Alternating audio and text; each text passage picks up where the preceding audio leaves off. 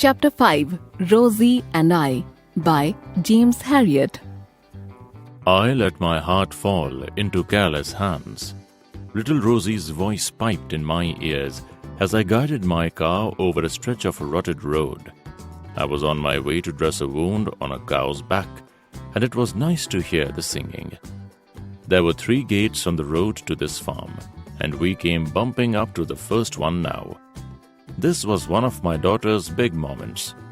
When I drew up, she jumped from the car, strutted proudly to the gate, and opened it. She took this duty very seriously, and her small face was grave as I drove through. When she returned to take her place on the passenger seat, I patted her knee. "Thank you, sweetheart," I said. "You're such a big help to me all the time." She didn't say anything, but blushed and seemed to swell with importance. We negotiated the other 2 gates in similar manner and drove into the farmyard. The farmer, Mr. Binns, had shut the cow up in a ramshackle pen with the passage that stretched from a dead end to the outside. Looking into the pen, I saw with some anxiety that the animal was a Galloway, black and shaggy, with a fringe of hair hanging over bad-tempered eyes. She lowered her head and twitched her tail as she watched me. "Couldn't you have got her tied up, Mr. Binns?" I asked. The farmer shook his head. "Nay, I'm short of room, and this one spends most of her time on the moors." I could believe it. There was nothing domesticated about this animal. I looked down at my daughter. I didn't want her anywhere near the Galloway. I said, "Go and stand at the end of the passage, well out of the way."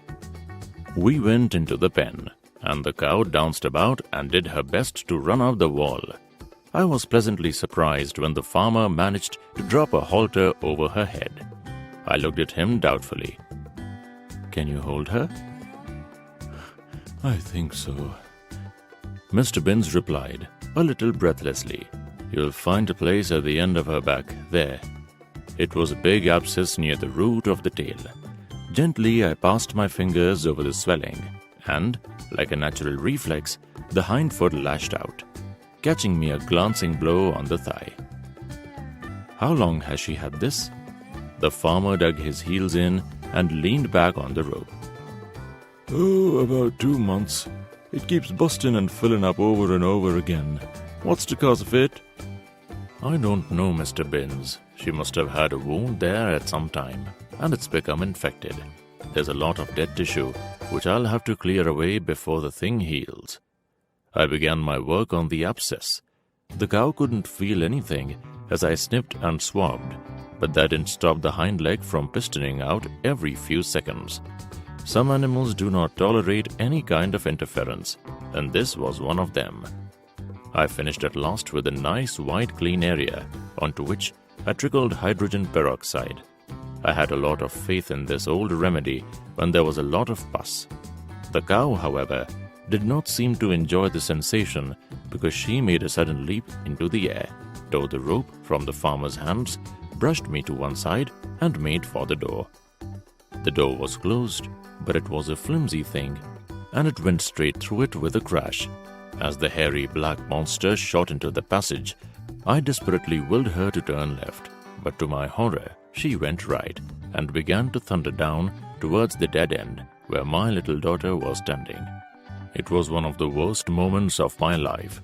As I dashed towards the broken door, I heard a small voice say, "Mama." There was no scream of terror, just that one quiet word. When I left the pen, Rosie was standing with her back against the end wall of the passage, and the cow was stationary, looking at her from a distance of a few feet. The animal turned when she heard my footsteps, then whipped around in a tight circle and galloped past me into the yard. I was shaking when I lifted Rosie into my arms.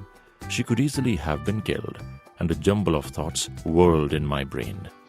Why had she said Mama? She always called Helen Mummy or Mom. Why had she been apparently unafraid? I didn't know the answers. All I felt was an overwhelming thankfulness.